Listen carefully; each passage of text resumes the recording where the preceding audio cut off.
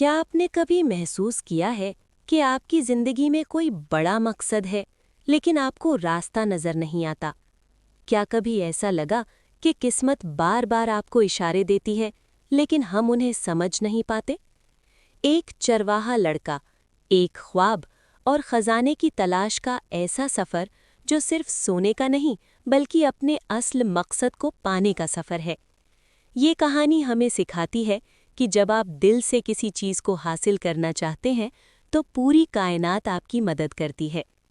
آج ہم سنیں گے عالمی شہرت یافتہ کتاب دی الکیمسٹ کی حیرت انگیز کہانی۔ کتاب کا تعارف۔ یہ کتاب لکھی ہے مشہور برازیلین مصنف پاؤلو کویلہو نے۔ یہ کہانی ایک نوجوان چرواہے سینٹیاگو کی ہے جو ایک خواب دیکھتا ہے کہ مصر کے اہرام کے پاس خزانہ چھپا ہوا ہے۔ وہ اس خواب کو سچ کرنے کے لیے سفر شروع کرتا ہے۔ اس سفر میں اسے کئی لوگ ملتے ہیں، ایک بادشاہ، ایک تاجر، ایک انگریز طالب علم اور ایک پراسرار کیمیاگر۔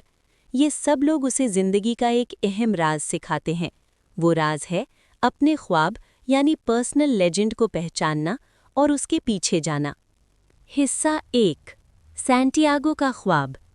اسپین کے میدانوں میں ایک نوجوان چرواہا رہتا تھا جس کا نام سینٹیاگو تھا۔ اسے بھیڑیں چرانا بہت پسند تھا کیونکہ اس بہانے وہ مختلف شہروں اور جگہوں کی سیر کر سکتا تھا۔ سینٹیاگو کی ایک عجیب عادت تھی۔ وہ ہر رات اپنی بھیڑوں کے ساتھ کسی پرانے چرچ یا درخت کے نیچے سوتا تھا اور کتاب پڑھتا تھا۔ ایک رات اس نے ایک عجیب خواب دیکھا۔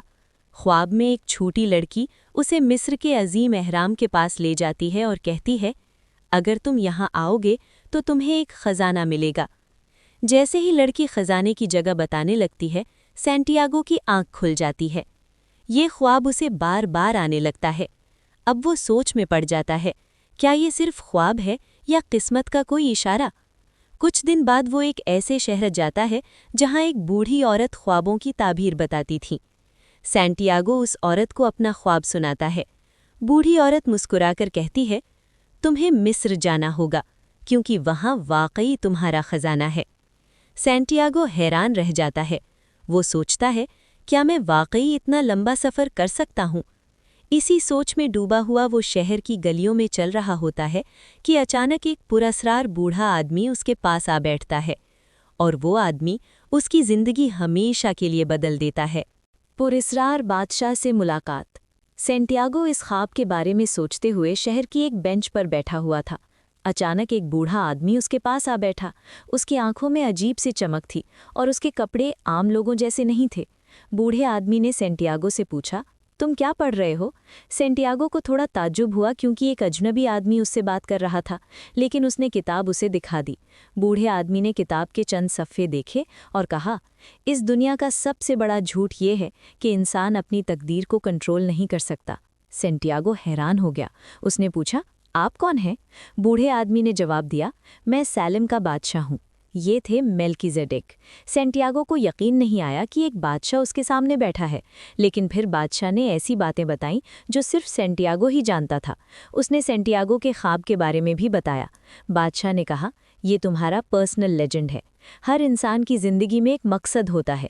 جب تم دل سے کسی چیز کو حاصل کرنا چاہتے ہو تو پوری کائنات تمہاری مدد کرتی ہے۔ یہ الفاظ سینٹیاگو کے دل میں اتر گئے۔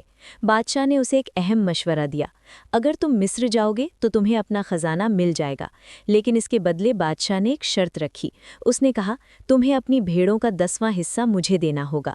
سینٹیاگو نے تھوڑی دیر سوچا، آخرکار اس نے فیصلہ کیا کہ وہ اپنے خواب کے پیچھے جائے گا۔ بادشاہ نے اسے 2 خاص پتھر دیے۔ ان پتھروں کے نام تھے اورم تھمم۔ یہ پتھر اسے مشکل وقت میں فیصلے کرنے میں مدد دیتے۔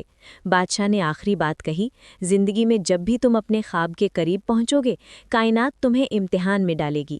پھر وہ اچانک غائب ہو گیا۔ سینٹیاگو اب ایک نئے سفر کے لیے تیار تھا۔ وہ اپنے خواب کے پیچھے مصر جانے والا تھا، لیکن اسے یہ نہیں معلوم تھا کہ اس سفر کا پہلا قدم ہی اسے ایک بڑی مشکل میں ڈالنے والا تھا۔ حصہ 3، چوری اور کرسٹل کی دکان۔ سینٹیاگو نے اپنی بھیڑیں بیچ دیں اور مصر جانے کے سفر کے لیے نکل پڑا۔ وہ سمندر پار کر کے ایک نئے شہر پہنچا جس کا نام ٹینجیر تھا۔ یہ اس کے لیے بالکل نئی جگہ تھی، نئی زبان، نئے لوگ اور سب کچھ اجنبی۔ وہ ایک نوجوان لڑکے سے ملا جس نے کہا، میں تمہیں مصر کے احرام تک لے جا سکتا ہوں۔ سینٹیاگو کو لگا کہ شاید قسمت اس کی مدد کر رہی ہے۔ اس نے اپنا سارا پیسہ اس لڑکے کو دے دیا تاکہ وہ اونٹ خرید کر سفر شروع کریں، لیکن چند لمحوں بعد وہ لڑکا غائب ہو گیا۔ سینٹیاگو کو سمجھ آ گیا کہ اس کے ساتھ دھوکا ہو گیا ہے۔ اب اس کے پاس نہ پیسے تھے نہ کوئی جان پہچان۔ وہ شہر کے بازار میں اکیلا کھڑا تھا۔ اس کی آنکھوں میں آنسو آ گئے۔ اس نے سوچا، شاید مجھے واپس اپنے گھر چلے جانا چاہیے، لیکن پھر اسے سالم کے بادشاہ کی بات یاد آئی، جب تم کسی چیز کو دل سے چاہتے ہو تو پوری کائنات تمہاری مدد کرتی ہے۔ یہ سوچ کر اس نے ہمت نہیں ہاری۔ اسی دوران اس کی نظر ایک کرسٹل کی دکان پر پڑی۔ وہ اندر گیا اور مالک سے کہا، اگر میں آپ کی دکان کے شیشے صاف کر دوں تو کیا آپ مجھے کچھ کھانا دے سکتے ہیں؟ دکان کے مالک نے اجازت دے دی۔ سینٹیاگو نے پوری محنت سے شیشے صاف کیے۔ چند ہی گھنٹوں میں دکان پہلے سے زیادہ خوبصورت لگنے لگی۔ اسی دوران 2 گاہک دکان میں آئے اور چیزیں خریدیں۔ دکان کا مالک حیران رہ گیا۔ اس نے سینٹیاگو سے کہا، تم یہاں کام کر سکتے ہو۔ سینٹیاگو نے وہیں کام شروع کر دیا۔ آہستہ آہستہ اس نے دکان کے کاروبار کو بہتر بنانے کے نئے آئیڈیاز دیے، مثلاً شیشے کو باہر سڑک پر رکھنا، چائے کو کرسٹل کے گلاس میں بیچنا۔ ان آئیڈیاز سے دکان کی فروخت کئی گنا بڑھ گئی۔ چند مہینوں میں سینٹیاگو کے پاس اتنے پیسے جمع ہو گئے کہ وہ دوبارہ اپنی بھیڑیں خرید سکتا تھا، لیکن اب اس کے سامنے ایک بڑا فیصلہ تھا۔ کیا وہ واپس گھر چلا جائے یا اپنے خواب کے پیچھے مصر کا سفر جاری رکھے؟ اسی سوچ نے اس کی زندگی کا اگلا باب شروع کیا۔ حصہ 4، صحرا کا سفر۔ کئی مہینوں کی محنت کے بعد سینٹیاگو کے پاس اتنے پیسے جمع ہو گئے تھے کہ وہ آرام سے واپس جا کر اپنی بھیڑیں خرید سکتا تھا، لیکن اس کے دل کے اندر ایک آواز بار بار اسے یاد دلا رہی تھی، تمہارا اصل مقصد مصر کے احرام تک پہنچنا ہے۔ آخرکار اس نے فیصلہ کیا کہ وہ اپنے خواب کو ادھورا نہیں چھوڑے گا، اسی لیے اس نے ایک کارواں کے ساتھ صحرا کا سفر شروع کیا۔ صحرا بہت وسیع اور خطرناک تھا، دن میں تیز دھوپ اور رات میں شدید سردی۔ کارواں میں بہت سے لوگ تھے، تاجر، مسافر، اونٹوں کے مالک اور ایک نوجوان انگریز طالب علم۔ یہ انگریز طالب علم خاص مقصد کے لیے سفر کر رہا تھا۔ وہ ایک پراسرار علم کی تلاش میں تھا جسے الکمی کہتے ہیں۔ یہ علم دھات کو سونے میں بدلنے کے راز کے بارے میں بتایا جاتا ہے۔ وہ طالب علم ایک عظیم کیمیا گر سے ملنا چاہتا تھا۔ اسی سفر کے دوران سینٹیاگو نے اس سے بہت سی باتیں سیکھیں، لیکن سینٹیاگو نے ایک عجیب بات نوٹ کی۔ وہ انگریز لڑکا ہمیشہ کتابوں میں مصروف رہتا تھا، جبکہ سینٹیاگو صحرا کو غور سے دیکھتا تھا۔ وہ پرندوں کو دیکھتا، ہوا کو محسوس کرتا اور اونٹوں کی چال کو سمجھنے کی کوشش کرتا۔ آہستہ آہستہ اسے احساس ہونے لگا کہ صحرا بھی ایک زبان بولتا ہے۔ یہی وہ چیز تھی جسے وہ لینگویج آف دی ورلڈ کہنے لگا۔ کارواں کئی دنوں تک چلتا رہا، لیکن ایک دن خبر آئی کہ صحرا میں قبائلی جنگ شروع ہو گئی ہے۔ اس خطرے کی وجہ سے کارواں کو ایک نخلستان میں رکنا پڑا۔ اس نخلستان کا نام تھا الفیوم۔ یہ جگہ ہزاروں کھجور کے درختوں اور پانی کے کنووں سے بھری ہوئی تھی۔ یہیں سینٹیاگو کی زندگی میں ایک اور اہم موڑ آنے والا تھا، کیونکہ اسی نخلستان میں اس کی ملاقات ہونے والی تھی ایک لڑکی سے اور ایک عظیم کیمیا گر سے۔ حصہ 5، محبت اور الکیمسٹ سے ملاقات۔ جب کاروان نخلستان الفیوم پہنچا تو سینٹیاگو نے پہلی بار صحرا کی اصل خوبصورتی دیکھی۔